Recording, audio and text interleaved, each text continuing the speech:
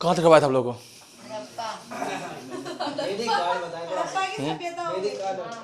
हड़प्पा हो गया था आप लोग का खत्म? आप लोग का भी हो गया था, वैदिक काल का स्टार्टिंग करना था, है ना? बता कुछ हड़प्पा का टॉपिक में से। हाँ कुछ क्वेश्चन है, जैसे कि हड़प्पा का कौन सा ऐसा साइट था जहां पर 3 प्रकार के नगर थे? जिससे पूछा गया बताएंगे, आप बताएं। लोथल ही था ना, यही बोलोगे? धोलावीरा। ठीक है, धोलावीरा कहाँ पे है? धोलावीरा भारत के किस राज्य में है? गुजरात में। ठीक। हाथियों के घोड़े के अवशेष हड़प्पा के किस स्थल से मिला है? बताओ। चित्रकूट। चित्रकूट कहाँ पे है? गुजरात में। चावल के भूसी के अवशेष रंगपुर। कहाँ पे ये? गुजरात। मापने तौलने सिस्टम लोथल। हड़प्पा का एकमात्र बंदरगाह लोथल कहाँ पे है? गुजरात में। हल के साक्ष्य हड़प्पा के स्थल पर मिला था? हल के साक्ष्य कालीबंगन। अग्निवेदी कहाँ मिले? और जूते हुए खेत के साक्ष्य कालीबंगन। इसके अलावा चावल कहाँ मिले? लोथल। हड़प्पा की बात कर रहा हूं मैं यहाँ पे, दोनों में। ठीक। इसके अलावा अगर पाषाण काल की बात करें, पाषाण काल की, तो हमें ये बताओ कि पाषाण काल में सबसे पुराना जीवाश्म कहाँ मिला है?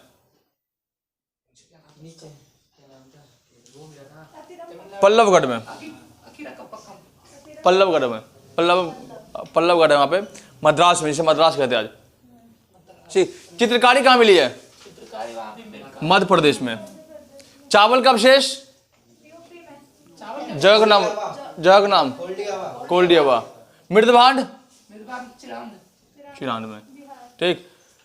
कृषि के साक्ष्य सबसे पहला कब? 7000 BC में। लेकिन अब कितना हो गया? 9000।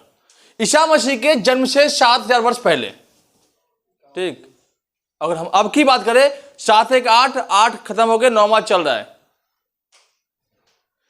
6वीं शताब्दी ईसा पूर्व में ईसा मसीह जन्म हुआ था, ईसा मसीह का 6th सेंचुरी में। तो 6th सेंचुरी 7000 वर्ष पहले की बात चल रही है। ठीक है। हड़प्पा सभ्यता के लोग कहाँ थे, कहां से आए थे? सुमेरियन सभ्यता से। ठीक। हड़प्पा सभ्यता की खोज किसने की? किसने की?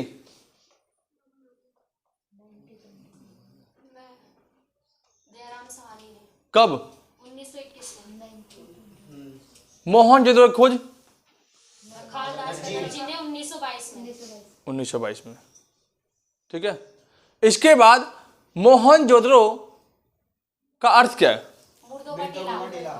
मुर्दों का टीला। हड़प्पा किस नदी किनारे बसा हुआ था? रावी। और मोहनजोदड़ो? लोथल? बनावली? रंगोई नदी। रोपड़? सतलज। आलमगीरपुर कहाँ पे है? उत्तर प्रदेश में। ठीक। मांदा कहाँ पे है? जम्मू कश्मीर। चिनाब नदी। ठीक। पता है? इसके बाद हमें ये बताओ,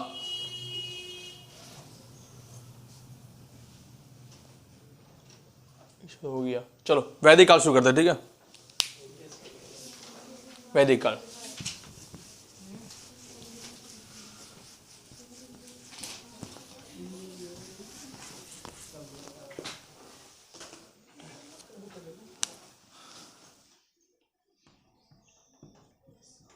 वैदिक काल किसे कहते हैं? वैदिक काल किसे कहते हैं? जिस काल में वेदों की रचना हुई थी उसे हम वैदिक काल कहते हैं। ठीक है। वैदिक काल समय कितना था? 1500 से 600 BC में, जिनमें पहला वैदिक ऋग्वैदिक काल और दूसरा उत्तर वैदिक काल। वैदिक काल के 2 भाग थे। फर्स्ट ऋग्वेद दूसरा उत्तर वैदिक। जो ऋग्वैदिक काल था वो कितना था? 1500 से 1000। उत्तर वैदिक 1000 से 600। यही था ना? कोई दिक्कत? वैदिक काल की शुरुआत किसने की थी? अनार्य लोगों ने या आर्य लोगों ने? आर्य लोगों ने की। अनार्य लोग कौन थे? अनार्य। भारत के लोग जो थे, आर्य लोग वे लोग थे जो संस्कृत भाषा जानते थे, और मध्य एशिया से आए थे। और अनार्य लोग वो थे जो संस्कृत भाषा नहीं जानते थे। ठीक, इनमें संस्कृत किसको आती है? संस्कृत किसको आती है? संस्कृत। मतलब आप लोग अनार्य हो, संस्कृत मुझे आती है, मैं आर्य हूं। ठीक है, तो जिसको संस्कृत आती है वो क्या है? कुकुर। और क्या? तुम्हें माता चो पिता, तुम्हें बंधु चो सखा, ये तो संस्कृत तो है। हाथी। संस्कृत का मतलब है कि आपको संस्कृत बोलना, लिखना, पढ़ना भली भांति आपको आता हो, उसे हम संस्कृत कहते हैं।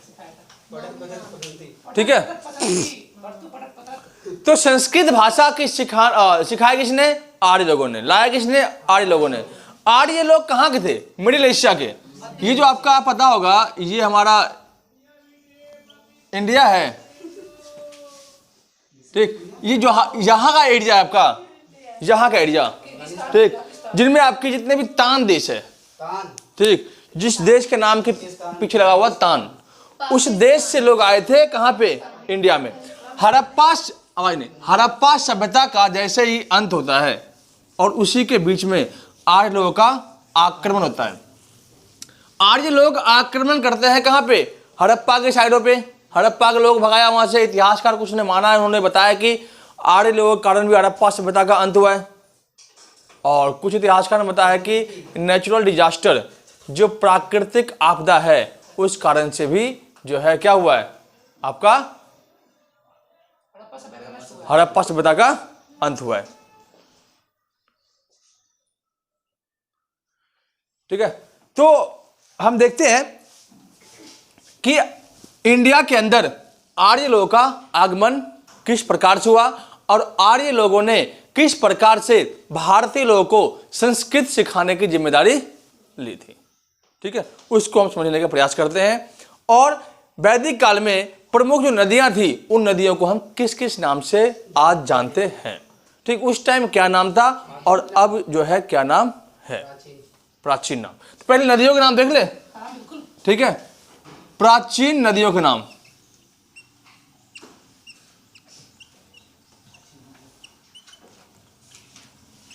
जिनमें आपका आता है सिंधु। ठीक है, इसके बाद झेलम, चिनाब, रावी। ठीक, इसके अलावा सतलुज।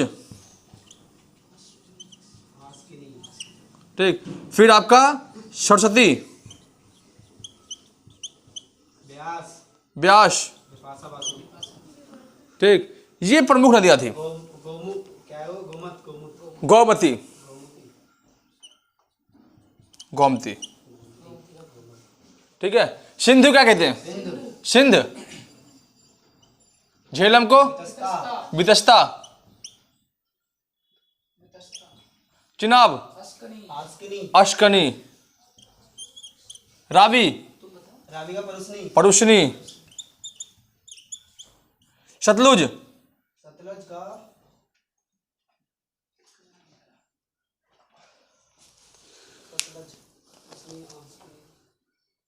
शत्रुदी, सतुद्री। शतुद्री, याद आ गया, सतुद्री। सरस्वती का बताओ।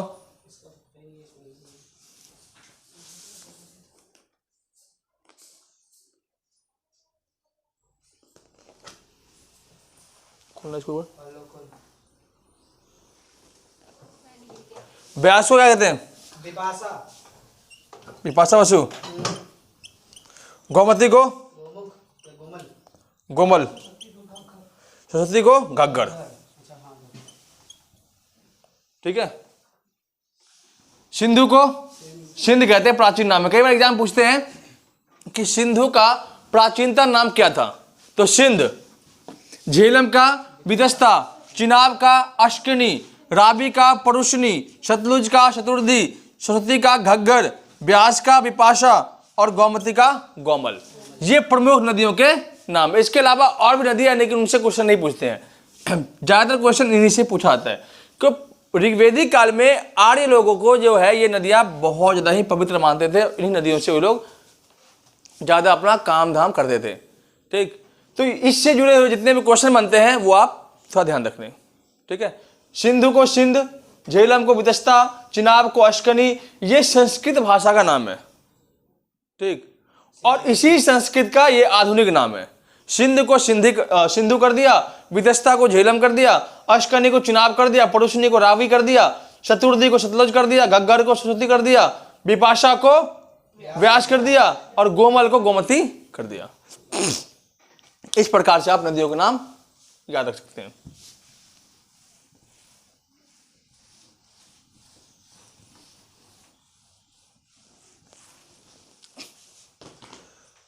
अब हम आते थोड़ा आर्य लोगों के ऊपर।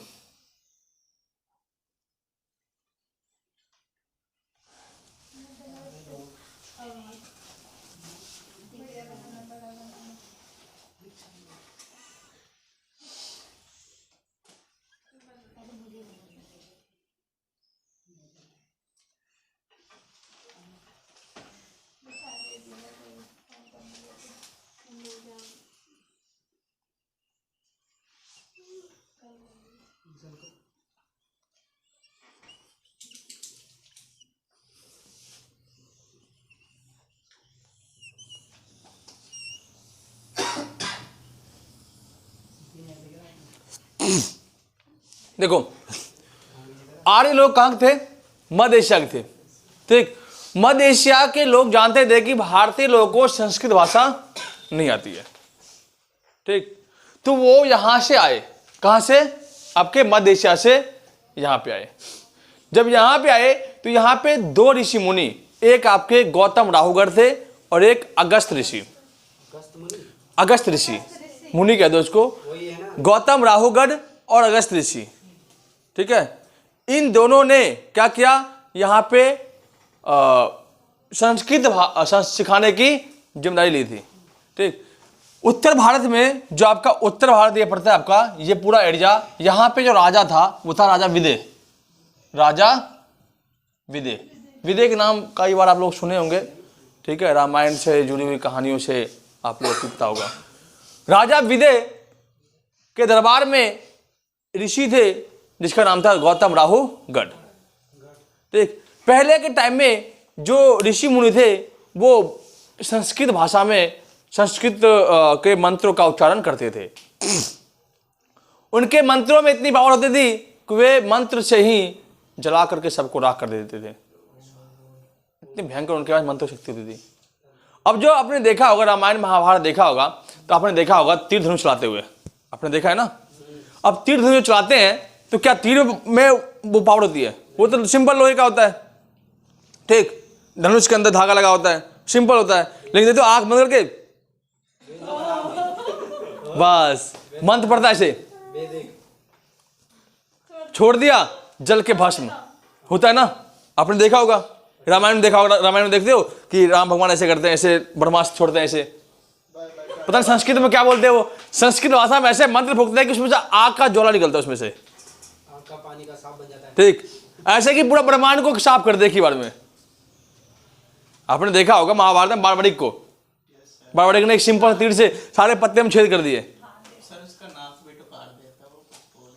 तो वही तो देख लो ना। अब सिंपल सी बात देखो, बाहुबली में छोड़ दो, आप सिंपल देखो, रामायण महाभारत देखा होगा, तो उस टाइम के ऋषि मुनि के अंदर जो थी इतनी पावर होती थी, कुछ संस्कृत से ही सब कुछ को काम करते थे। वो बैठ रहेंगे, मंत्र फूंक कर आपको शराब दे दिया और आप जीवन भर के लिए शराब से मुक्त नहीं होगे। और आज के तो भैया ढोंगी बाबा सारे, उनको तो पता ही नहीं मंत्र क्या। आजकल के पंडित को संस्कृत नहीं आती, मंत्र कैसे बोलते हैं उनको पता नहीं। एक ही ओम मंगलम भगवान विष्णु, ओम मंगलम गुरुध्वजा, एक ही मंत्र को हर एक पूजा पाठ से करते हैं। बस बड़े बुलाइए, शादी हो गई, खत्म करो। ठीक। हमारे यहाँ पे एक पूजा हुआ था, शादी थी, मतलब एक ठाकुर था, शादी थी उसकी, पंडित आए थे, भांग का पता है, भांग का गाए थे भाई, शादी था, वहां पे श्राद्ध का मंत्र पढ़ दिया। अब बताओ भाई, शादी है, शादी करवाने है, तुम्हें श्राद्ध का मंत्र पढ़ दिया।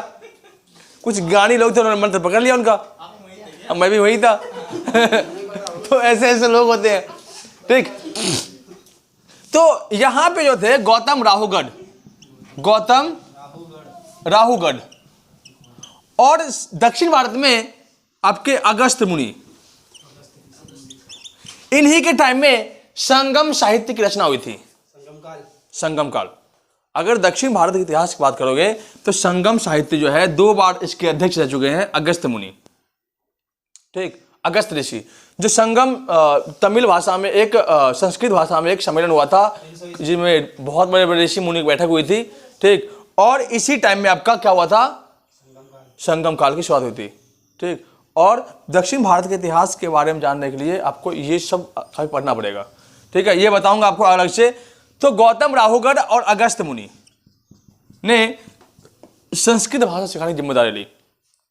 अगस्त्य मुनि ने क्या किया, हवन किया और मंत्र का जाप किया, और मंत्र का जाप ऐसे किया, मुंह से एक आग का गोला निकला, आग का गोला निकला, गोला मुंह से।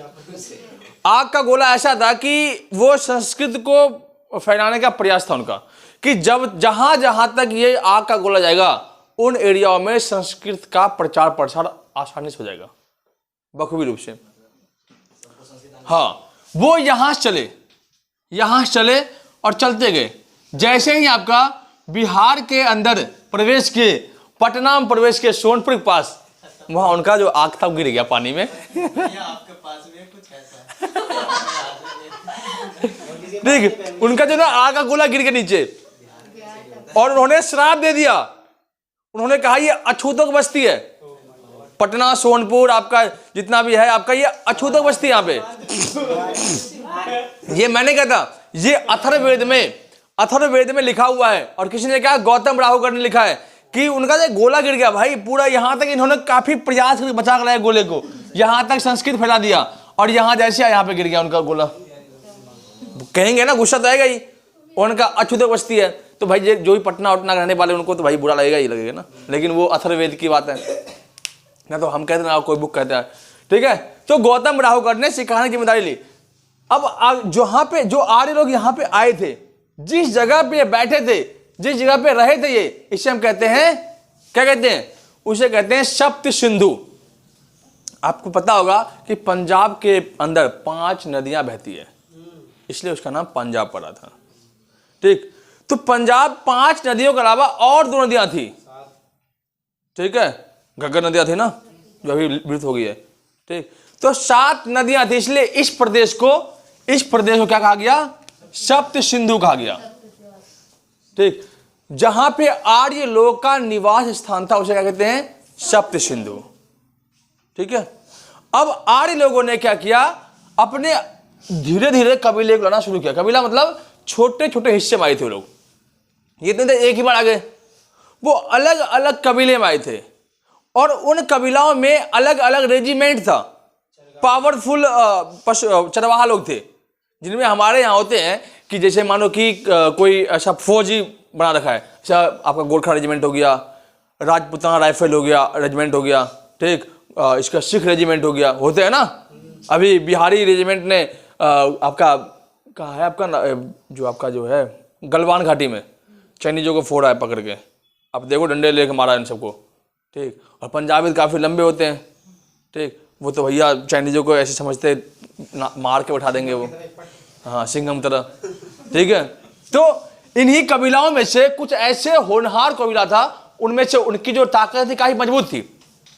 कबीलाओं में देखो होता क्या है कि एक कमेटी है, एक बहुत बड़ा संघ है, जिनमें भाई युद्ध के सारे सामान होते हैं, सेना होती है। उनमें कुछ कुशल लोग होते हैं, कुशल लोग ऐसे जिनके पास सारी पावर होती है। अब एनएसपी जो कमांडर हमारा है, एसपीजी कमांडर होते हैं, जो स्पेशल जो प्रोटेक्शन देता है पीएम को, ठीक। वो ट्रेनिंग कैसी होती है उसकी, वो फौजियों को वो फौज होते हैं जितने आर्मी वाला होता है, पुलिस वाले होते हैं, उनमें से उन लोगों को छांटते हैं जो काफी ज्यादा ही एक्टिव होते हैं।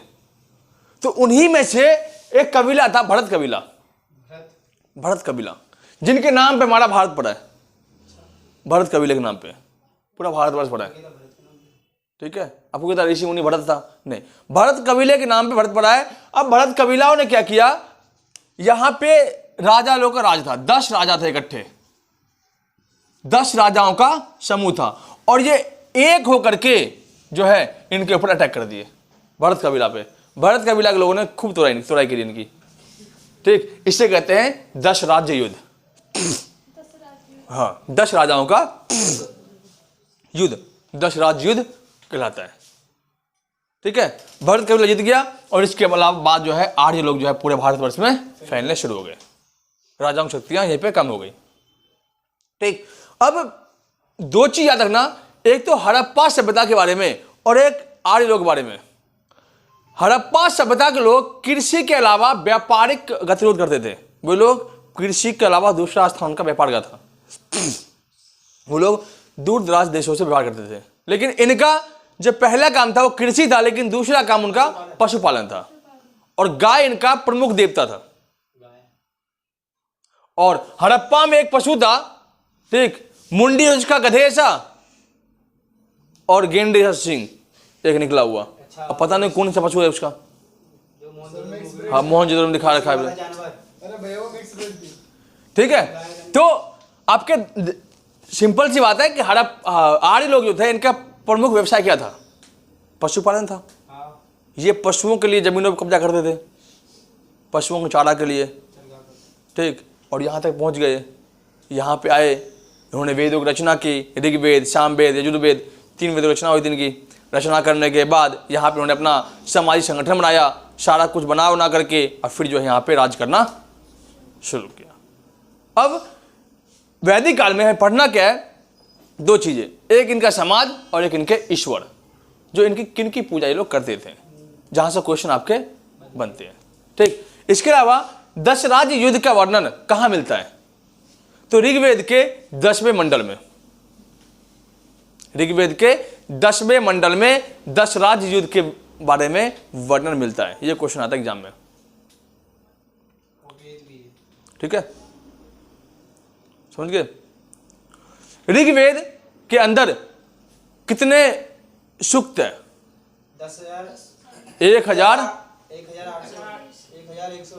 1028 जो आपके हैं सूक्त है।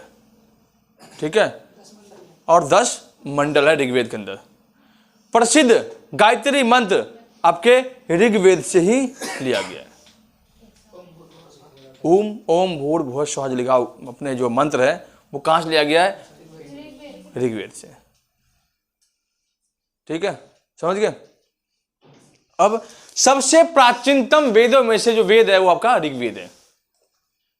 तो दुनिया का सबसे प्राचीनतम वेद बात कर रहा हूं, दुनिया में सबसे प्राचीनतम वेद जो है ऋग्वेद, और दुनिया की सबसे प्राचीनतम लैंग्वेज जो है वो संस्कृत लैंग्वेज है।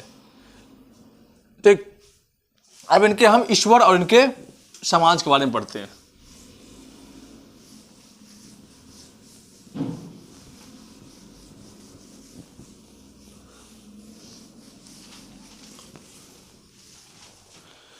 पहले पढ़ेंगे इनके क्या, यज्ञ के बारे में। पहले यज्ञ, दूसरा इनका समाज, तीसरा इनका भगवान ईश्वर, देवता, हाँ देवता।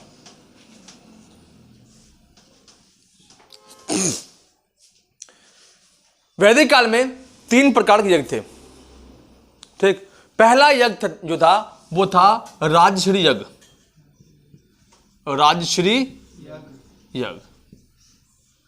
जो दूसरा यज्ञ था उसे हम कहते हैं वाजपेयी यज्ञ।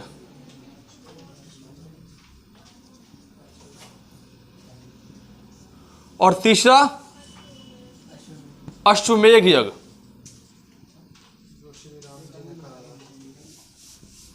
ठीक, समाज की बात करें तो समाज इसका इस टाइप का बना हुआ था। ठीक, जिनमें सबसे ऊपर तो ईश्वर थे, इसके बाद आपका ब्राह्मण, दूसरा आपका क्षत्रिय, तीसरा आपका वैश्य और चौथा आपका शूद्र। जिसमें हम आते हैं। देवता की बात करें, इनके देवता में इंद्र, अग्नि, मारुति, अग्नि, वायु और मारुति वायु की देवता मारुति है। वो तो तूफान है ना, मारुति भी तो थे। रुद्र, और विष्णु, विष्णु भगवान भी थे। ठीक है।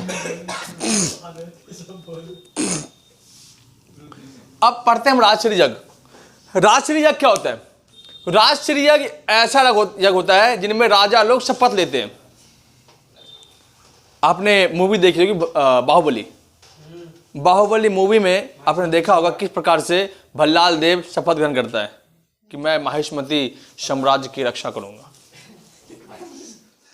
ठीक, वाजपेयी यज्ञ में आपने देखा होगा अस्त्रों की पूजा।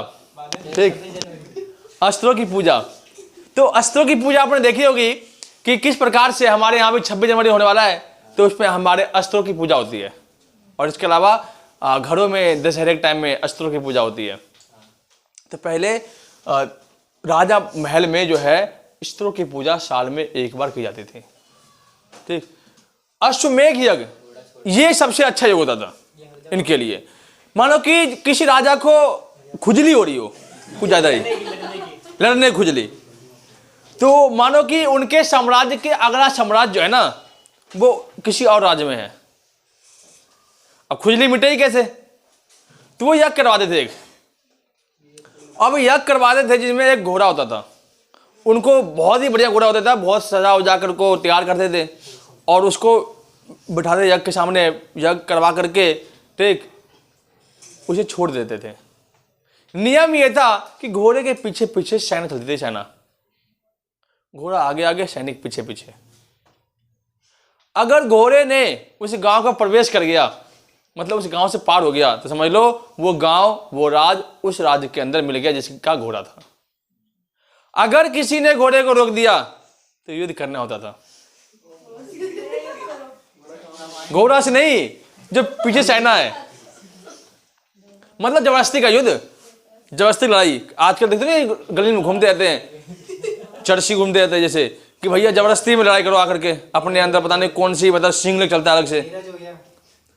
ठीक, तो जिसके अंदर लड़ने का मन होता है ना, वो लड़ने का बहाना ढूंढता है। अब सिंपल में सोच लो, मैं बहुत बढ़िया एग्जांपल ढूंढ रखा हूं कि मान लो कि आप सुबह सुबह अपने राज्य में हो और सुबह सुबह आपको बाथरूम लगा है भाई। अब आप बाथरूम करने जाओगे नदी के साइड में या खेतों में, ठीक, लोटा लेके जाओगे भाई। अब वहां देखोगे कि यार दूसरे राज्य के सैनिक और अब उसका घोड़ा आगे आगे चल रहा है। अब वहां पे आप लोग क्या करोगे? आप मानो राजा हो उस राज्य के, अब क्या करोगे? वहां पे उस टाइम लौटा ले कुछ वो करोगे, वो काम करोगे पहले, या पहले वो काम करोगे, युद्ध करोगे? सिंपल सी बात है ना भाई। सुबह सुबह आप गए हो लोटा लेकर के 2 नंबर करने, और वहां आपको कुछ और मिल गया करने के लिए, ना तो 2 नंबर आपका होगा ना वो आपसे होगा।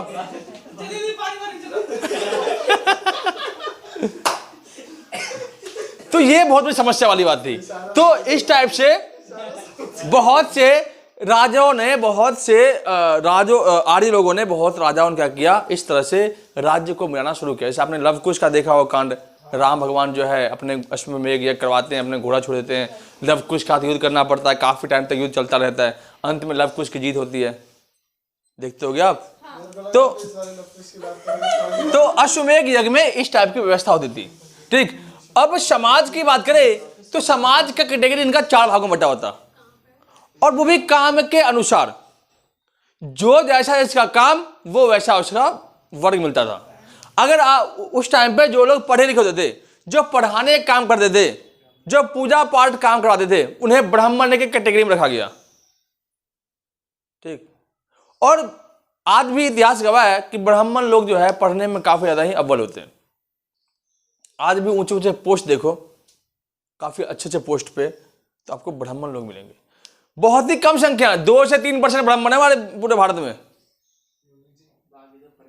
ठीक है, 2 से 3% ब्राह्मण है। ब्राह्मण लोग भूखा रह लेगा लेकिन अपने बच्चों को शिक्षित जरूर करता है। हमारे तुम्हारे ऐसे नहीं भाई, पैसा नहीं है तो पढ़ाई नहीं, पहले काम कराओ बच्चे से, और बच्चों को काम में मन लग गया, पैसा कमाना शुरू कर दिया, बच्चे को पढ़ाई से रिलेशन खत्म हो गया। अब पढ़ाई कहाँ करेगा वो, उसे लगे पैसे की, तो फ्यूचर खराब हो गया। लेकिन ब्राह्मण में ऐसा नहीं है। ब्राह्मण में अधिकतर जो ब्राह्मण लोग होते हैं वो अपने बच्चों को पहले पढ़ाते हैं और पढ़ा के उस लायक बनाते हैं ताकि वे पढ़ने के बाद वो हमें पैसा कमा दें। कुछ टाइम तक दिक्कत है, तो इसलिए देखोगे आप ब्राह्मण लोग आज भी अच्छे अच्छे पोस्ट पे हैं। मिश्रा जी का नाम सुनते होगे, अभी एडवोकेट जो था हमारा कुछ दिन पहले, ठीक, दीपक मिश्रा था, ठीक, सर्वोच्च न्यायालय के न्यायाधीश थे, 2017-18 की बात है। तो काफी अच्छे अच्छे पोस्ट पे होते हैं ये लोग। तो जो क्लास ढूंढा गया था, वर्ग जो था, समाज का जो आधार था, वो तो पुरुष प्रधान था। जैसे हड़प्पा में मातृ समाज था, लेकिन यहां पे पुरुष प्रधान था। लेकिन पुरुष प्रधान समाज में हमें यह देखने को मिलता है कि जो समाज का आधार था वो कार्य के और योग्यता के अनुसार तय किया गया था। अर्थात जो लोग पूजा पाठ करेगा, पढ़ाई लिखाएगा, वो क्या करेगा, वो युद्ध नहीं करेगा। नियम यह भी था कि युद्ध करने का केवल काम क्षत्रिय लोगों का है। युद्ध कौन करेगा, केवल राजपूत लोग। ब्राह्मण लोग पूजा पाठ कराएगा, ये व्यापार नहीं कर सकते। नियम यह भी था कि जो ब्राह्मण लोग पूजा पाठ करवाएगा वो व्यापार नहीं करेगा। क्षत्रिय लोग में जो क्षत्रिय लोग युद्ध करेगा वो व्यापार नहीं करेगा। जो लोग व्यापार करते थे वो वैश्य कहलाए, और जो ये तीनों के यहां काम करते थे उन्हें शूद्र कहते थे। जो तीनों के यहां काम करते थे उन्हें शूद्र कहते थे। तो इस टाइम तक इनकी हालत बहुत अच्छी थी, शूद्रों की हालत बहुत अच्छी थी। लेकिन जैसे उत्तर वैदिक काल आया ना, तो शूद्रों की हालत बहुत ही बेकार हो गई। महिलाओं के ऊपर अत्याचार करना शुरू कर गया, होना शुरू हो गया, सती प्रथा शुरू हो गए। ठीक, वैसे हड़प्पा सभ्यता में सती प्रथा का प्रमाण मिला है। ठीक, लेकिन हम उत्तर वैदिक काल में भी देखते हैं कि सती प्रथा जो है का जो सिस्टम होता है वो शुरू हो गया। सती प्रथा क्या होता है पता है आपको? अगर हस्बैंड मर जाए तो पत्नी को भी जिंदा जला दिया जाता था। ये नियम तो बहुत बढ़िया बना रखा था लोगों ने कि अगर एक पत्नी का पति मर जाए तो उसे उसको जिंदा जला दो, मतलब उनको जीने का हक नहीं है। और अगर पति का पत्नी मर जाए तो कोई दिक्कत नहीं है, तो शादी कर लो। समाज के देखो क्या दुर्दशा थी जिसको अंग्रेजों ने आकर ठीक किया, जिस कारण से काफी मूवमेंट आंदोलन छिड़े थे, तो अंग्रेजों ने इसको खत्म कर दिया, सती प्रथा सिस्टम को। अभी खत्म हुआ है 1829 में, लॉर्ड विलियम बेंटिक ने खत्म किया था राजा राम मोहन राय के द्वारा। ठीक, समझिए समाज के बारे में। फिर अगर हम बात करें देवता के बारे में, इंद्र जो था वो वर्षा का देवता था। तो जब भी कभी बारिश होती थी तो लोग जो है किले में छुप जाते थे। ठीक है, राजा महाराजा किले में जाकर घुस जाते थे। तो इंद्र भी इतना भयंकर अपना प्रचंड रूप में आता था कि किला को तोड़ देता था, किला को ही तोड़ दिया। तो इसे कहते हैं पुरंदर। इंद्र को हम कहते हैं पुरंदर, अर्थात किले को तोड़ने वाला। अग्नि के देवता कौन थे? वरुण। अग्नि का देवता वरुण होगा। अग्नि देवता कौन है?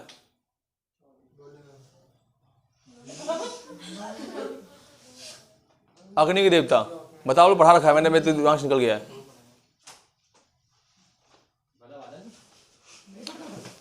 वायु देवता कौन है? वायु का। फिर तूफान का देवता? वायु का देवता तूफान है, वरुण है। अग्नि देवता अग्नि ही है, अग्नि देवता अग्नि। वायु के देवता वरुण, ठीक, और मारुति जो है वो तूफान देवता है। रुद्र जो है आपका शिव, महादेव, ठीक है। तो अग्नि, इंद्र जो है इसे पुरंदर कहते हैं, वर्षा का देवता। अग्नि आग का देवता, आग ही होगा। वायु आपका वरुण देवता, ठीक। इसके अलावा आपका तूफान मारुति, और रुद्र, रुद्र जिसे हम सबसे विषैले भगवान कहते हैं। विख होता है, विख, एक होता है गुस्सा, एक होता है विख, ठीक, जिसे खिसिया कहते हैं, खिसियाल गाँव की भाषा में। अब सिंपल समझ लो कि एक सांप है, एक सांप गुस्से में होगा तो गुस्से में वो केवल फन ही मारता है, और विखिया जाएगा ना वो बिना काटे बिना छोड़ेगा नहीं तेरे को, डसे बगैर। और तो गुस्सा देखो आपने, औरत तो गुस्सा, और तो गुस्सा देखोगे आप, तो जब गुस्से में होगी ना वो, तो गुस्सा नॉर्मल होता है, ठीक हो जाती है वो, एक दो बार खाएगा ठीक हो जाएगी। लेकिन जब खींच रहेगा ना, खींच, ओ भाई ऐसे मुंह चमकाएगी वो, ऐसे दिमाग में पता नहीं क्या घुसा लेती है वो, जल्दी शांत, जब तक बिक उतरता नहीं है, हाँ, तब तक खत्म नहीं होता। हमारी मैडम देख लो, हमारी मैडम देख लो, मैडम को, तो भाई वो तो ठीक, समझ गए। तो इस प्रकार से आपके वैदिक काल में जो है मतलब जो है समाज का वर्ग बटा हुआ था, इसी से क्वेश्चन पूछते हैं। अब उत्तर वैदिक काल में ज्यादा इंपॉर्टेंट नहीं है, उसमें एक ही पूछेगा कि उत्तर वैदिक काल में प्रमुख देवता कौन थे। उत्तर वैदिक काल में जो देवता थे वो ब्रह्मा थे, प्रजापति, यहां पे इंद्र, वहां पे प्रजापति।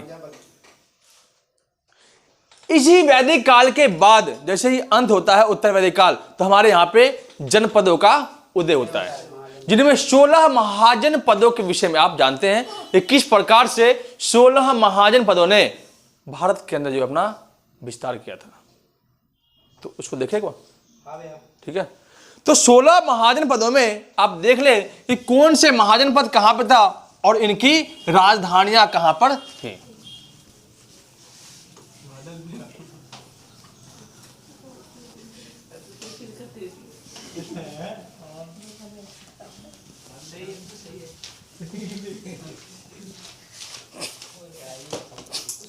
देखो 16 महाजन पद,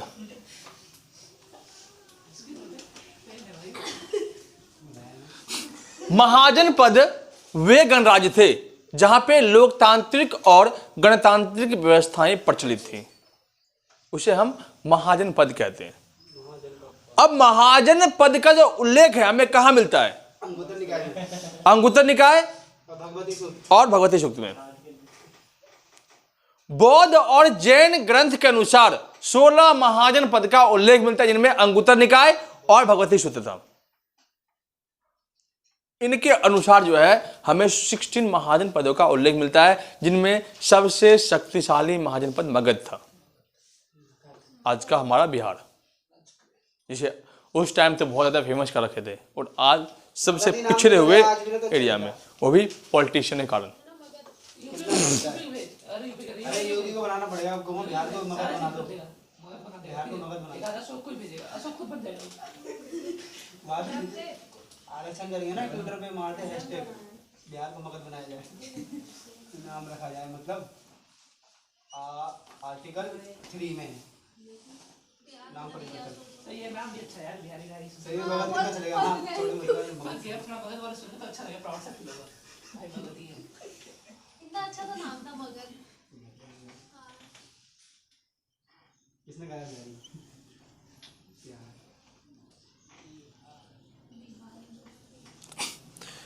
देखो 16 महाजन पद में 2 महाजन पद इंडिया से बाहर, आज के टाइम में, उस टाइम तो इंडिया हमारा अखंड भारत था, तो उसमें हमारा पूरा भारत ही अपना था। लेकिन आज की बात करें तो 2 महाजन पद आज हमारे इंडिया से बाहर पे थे, बाहर में है, जो आपका अफगानिस्तान और पाकिस्तान में। एक आपका कंबोज, ठीक, कंबोज, और एक आपका गंधार। कंबोज आपका अफगानिस्तान में है और गंधार आपका पाकिस्तान में है, समझ गए। इसके बाद एक आपका हरियाणा में कुरुक्षेत्र जिसे कहते हैं, एक आपका राजस्थान में, मछली नहीं है राजस्थान में, लेकिन नाम है उनका मत्स्य।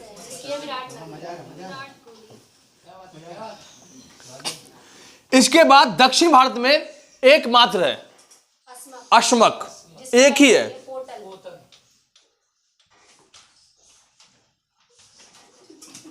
आवाज नहीं।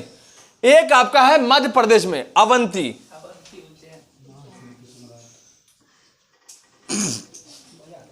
तीन आपके हैं बिहार में, एक आपका मगध, एक आपका अंग और एक आपका वज्जी।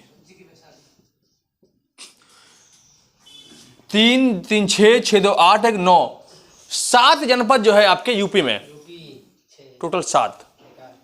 अब देख लो 7 कौन कौन से हैं।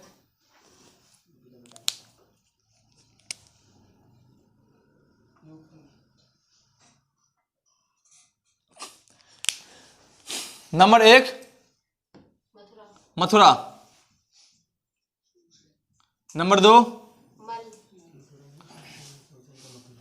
कौशल, हाँ सुरसेन, कौशल, काशी, मल और वत्स, चेदी, पंचाल। बस ये 7 जनपद कहां पे आपके यूपी में। याद करने का तरीका आपका है कंबोज, गांधार, कुरु, मत्स्य, अशमक, अवंती, मगध, अंग, वज्जी, 3 आपके बिहार में। मगध, अंग, वज्जी, मगध, अंग और वज्जी आपके बिहार में है। अशमक एक आपका आंध्र प्रदेश में है, लास्ट एरिया में पड़ता है साउथ का। अवंती आपका मध्य प्रदेश में, मत्स्य आपका राजस्थान, कुरु आपका हरियाणा, गांधार आपका पाकिस्तान, कंबोज आपका अफगानिस्तान। कंबोज की राजधानी जो थी वो थी आपका हाटक।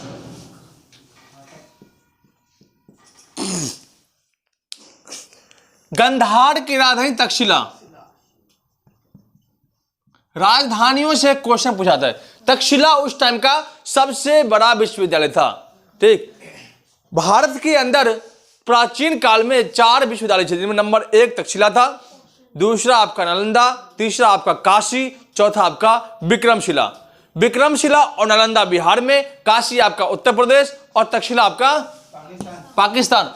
तक्षशिला के अंदर ही आपके चाणक्य के पिता गुणिक जो थे वो बहुत बड़े अध्यापक थे। ठीक, वही गुणिक से पैदा हुए चाणक्य और उन्होंने भी यही शिक्षा ली और उसी का शिष्य था आपका चंद्रगुप्त मौर्य। चाणक्य भी वहां पर शिक्षा लेने के बाद वहां पे अध्यापन का काम किया और फिर बाद में जाकर के मगध साम्राज्य में चंद्रगुप्त मौर्य को शासन बैठाने के बाद उन्होंने पूरे मगध साम्राज्य पर राज करवाना शुरू किया।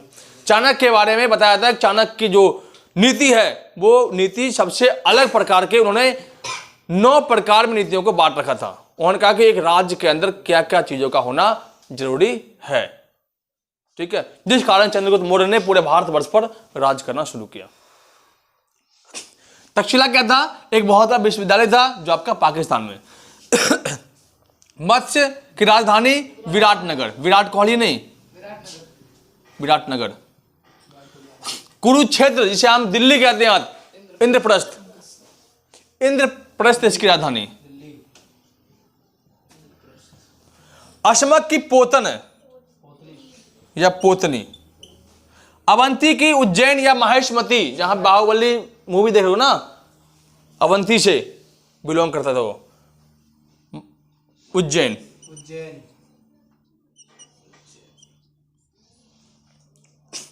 मगध का तो पता ही होगा आपको, राजगृह, गिरिब्रज। इसके अलावा राजगृह से बाद चेंज हो गया आपका वैशाली, फिर पटना, पटना फिर वैशाली, तो मतलब चेंज होते रहा। ठीक है, इसका राजधानी अभी बिहार का राजधानी पटना। अंग की राजधानी चंपा, वज्जी की वैशाली। वज्जी एक ऐसा जनपद जिसकी राजधानी वैशाली, वैशाली की जो अंदर एक गणराज्य जिसका नाम है लिच्छवी, लिच्छवी राजा की चटक की बहन। वज्जी और लिच्छवी की राजधानी वैशाली। वज्जी एक ऐसा छोटा जनपद था जहां पे दुनिया में सबसे पहले लोकतंत्र प्रचलित था। हाँ, ये क्वेश्चन पूछा था एग्जाम में कि दुनिया में सबसे पहले लोकतांत्रिक व्यवस्था कहां पर शुरू हुई थी, तो आपका लिच्छवी में। लिच्छवी की राजधानी वैशाली, वज्जी की राजधानी वैशाली। ठीक है। उज्जैनी। इसके अलावा पंचाल की राजधानी क्या है? अहिछत्र।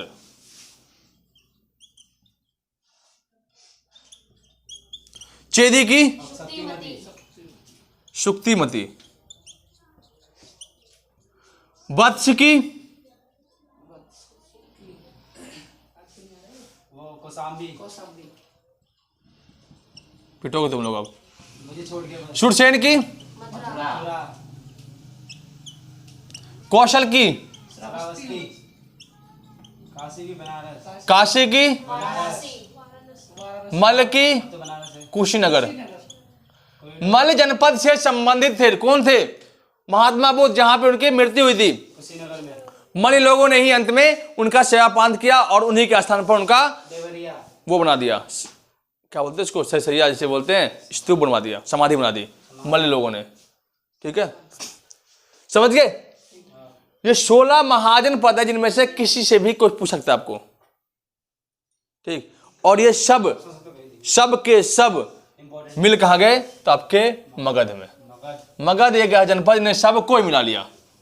पूरे भारत के अंदर जो है मगध का राज हो गया था। ठीक, मगध एक ऐसा जनपद जो सबसे शक्तिशाली, इसकी राजधानी राजगृह, इस पे 7 वंशों ने राज्य किया। हर्यक वंश, शिशुनाग वंश, नंद वंश, मौर्य वंश, शुंग वंश, कण्व वंश और सातवाहन वंश। इसको याद करने का तरीका मैंने लिखा रखा आपको, हशीन मशुक शाह। अमित शाह।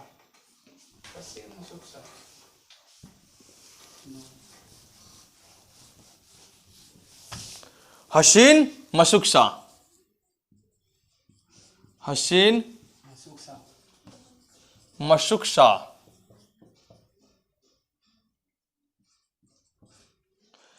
हा से हर्यक डायनेस्टी।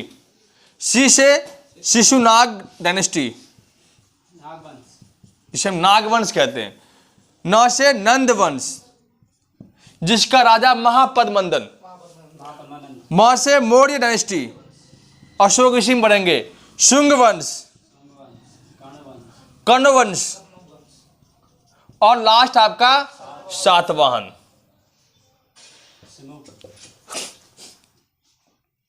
इनमें हम पढ़ाएंगे आप लोगों को किस प्रकार से जो है राजा लोग जो है अपने ही बाप को अपने ही हाथे मरवा दिया। हर्यक वंश से पहले एक और वंश था जिसका जिक्र इतिहास में नहीं किया गया था। उस वंश का नाम था बृहद्रथ वंश।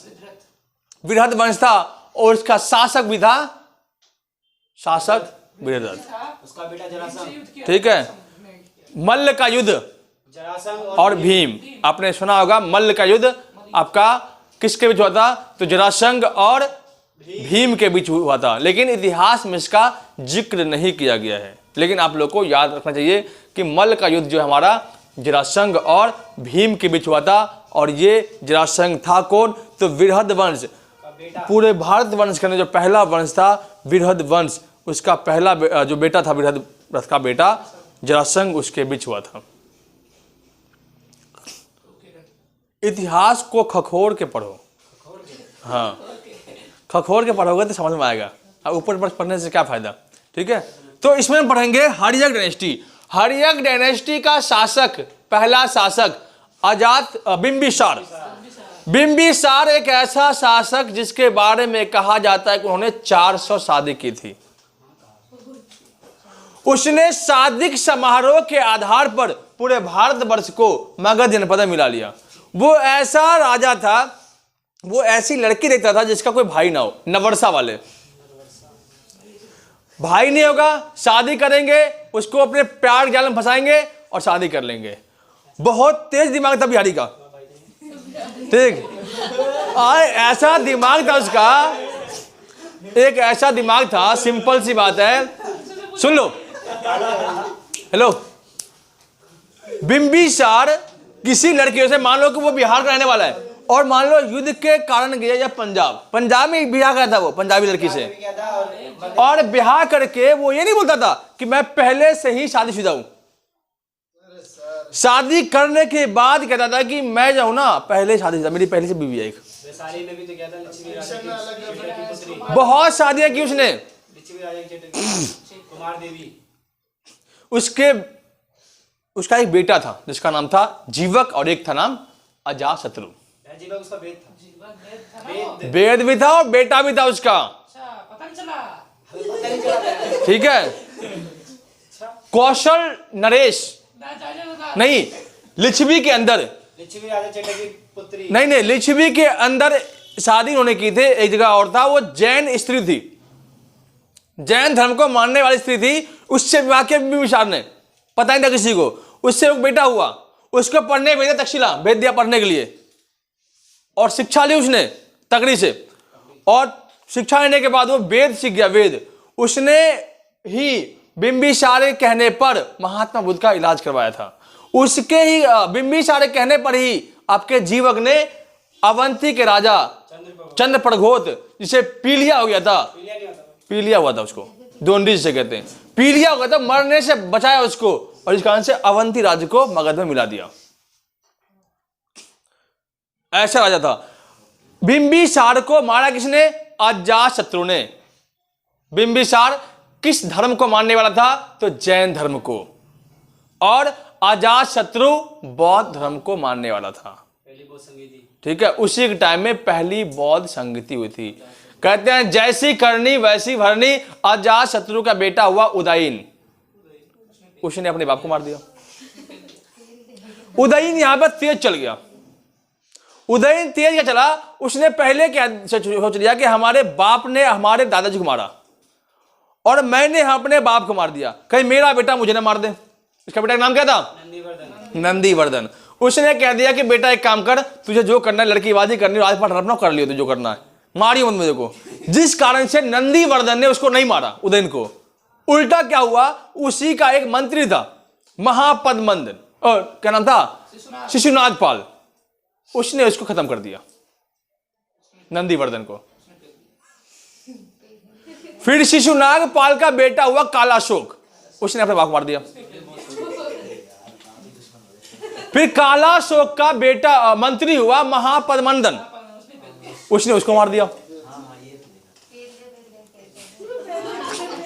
लेकिन महापद्मंदन को नहीं मारा घनानंद ने। ठीक, घनानंद को मारा किसने? चंद्रगुप्त मौर्य ने। काफी अच्छी हिस्ट्री है, इंटरेस्टिंग है, पढ़ाऊंगा अभी आपको। तो आज की क्लास में इतना ही रहने दो हमको, ठीक, ताकि आप लोगों के दिमाग से बाहर चल जाएगा।